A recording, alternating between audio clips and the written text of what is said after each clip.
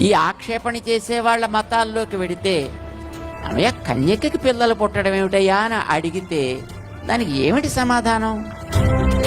విశాఖపట్నంలో కరపత్రం పంచుతున్నాను. ఒక అతను నా చేతిలోంచి కరపత్రం లాగేసుకుని నలిపేసి పడేసి నా వంక ఎర్రగా చూస్తున్నాడు. ఎర్రగా చూస్తూ అన్నాడు, యేసుప్రభు గురించే కదా అన్నాడు. అవును యేసుప్రభు గురించే అన్నాను. నీకు ఆయన ఎలా పుట్టాడో తెలుసా అన్నాడు. ఎందుకు తెలియదు తెలుసా అన్నాను. చెప్పి అలా పుట్టాడు అన్నాడు.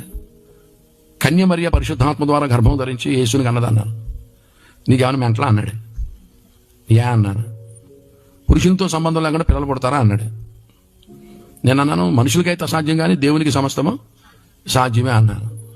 ఇటువంటి పిచ్చి పిచ్చి కథలు ఇప్పుడు నమ్మకం, అదంతా అబద్ధం, ఇక్కడి నుంచి వెళ్ళిపో అన్నాడు. నేను అన్నాను వెళ్ళిపోతాను కానీ వెళ్ళిపోయే ముందు ప్రశ్న అడుగుతాను సమాధానం చెప్పాను. ఏంటో అడిగా అన్నాడు. కర్ణుడు ఎక్కడి నుంచి పుట్టాడు అన్నాను. చెవులోంచి పుట్టాడు అన్నాడు. చెవులోంచి పుడితే గర్భసంచి గోబలో ఉందా అన్నాను.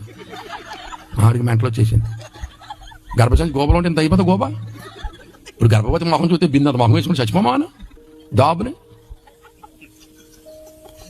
ఇప్పుడు చెవులోంచి పుడితే గర్భసంచి గోబలో ఉందట. నీకు ఇది నచ్చిందా? నీకు నాకు మెంటలో నీకు మెంటలు యేసుప్రభు నమ్ముకరా అన్న. కానీ వచ్చేసాను దేవునికి స్తోత్రం.